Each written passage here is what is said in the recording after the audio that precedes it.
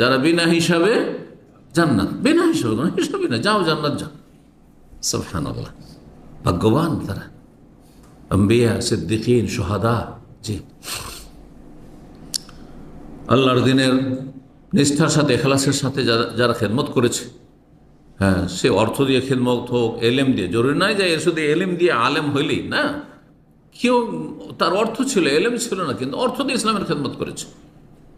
কেউ তার বিদ্যা বুদ্ধি দিয়ে, তার টেকনোলজি দিয়ে, আজকাল সায়েন্স টেকনোলজির যুগ, হ্যাঁ, তার সে যান্ত্রিক যোগ্যতা, এই যে যান্ত্রিক সভ্যতার যুগে সেই যোগ্যতা দিয়ে ইসলামের খেদমত করেছে, যেটা হয়তো অনেক আলেম দ্বারা হয়তো না, হয়তো তার কাছে এলেম আছে, কিন্তু সেটা সারা দুনিয়ার ঘরে ঘরে আর পকেটে পকেটে, হ্যাঁ, পৌঁছে দেওয়ার মতো ব্যবস্থা হয়তো হইতো না।